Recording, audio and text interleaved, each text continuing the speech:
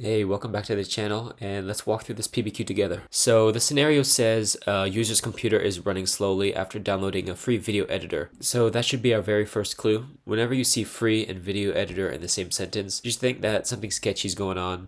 You gotta think potential adware is going on or potential malware. There are a few other buzzwords that you could look out for.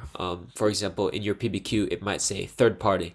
That should raise a flag. And our task is using the task manager, investigate the list of startup applications. So we're going to want to identify and disable any apps that appear suspicious. At the same time, we do not want to disable anything legitimate. So let's go ahead and begin. We're already in the startup tab of task manager, and this tab shows every program that launches automatically when the computer starts. So our goal here is to identify and disable anything that looks suspicious, but we don't want to touch the legitimate system apps. Alright, so just reading through these, we can start with the obvious safe ones.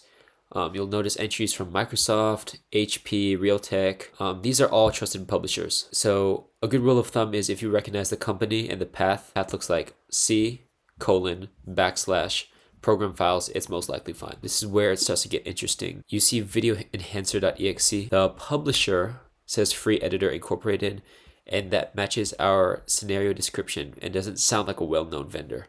So that should be a red flag. We also want to look at this svchost.exe, and you should notice the 0 instead of the letter O. That is a common trick malware uses to disguise itself as a Windows process. And it's running from a temporary folder right here. That is definitely suspicious. And lastly, down here we have system-util, and the publisher is unknown with a generic name, strange location, and no verified signature. So after reading through this list, we have 3 processes that we would want to disable. So let's go ahead and disable them.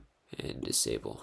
There we go. Alright, once those are disabled, you want to leave the PBQ as is. You don't want to tamper with any of the legitimate settings. CompTIA does this a lot. They'll present you with a myriad of drop downs where you really don't want to touch anything that's legitimate. So let's say I did disable these 3, but I also disabled a legitimate system process. That would tick points off of my PBQ, so I'd keep that in mind. Alright, now that we're done, let's go ahead and submit PBQ. And here's the feedback window.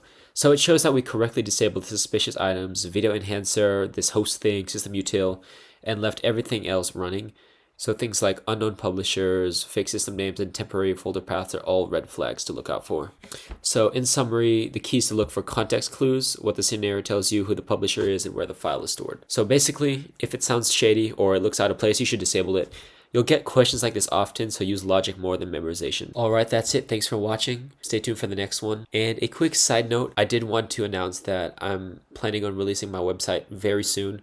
It's going to include practice exams, practice PBQs, and all the resources that I work on in this video will be on that website. So look out for that. I'll definitely make a post or maybe even a video about it. But thank you guys. Happy studying.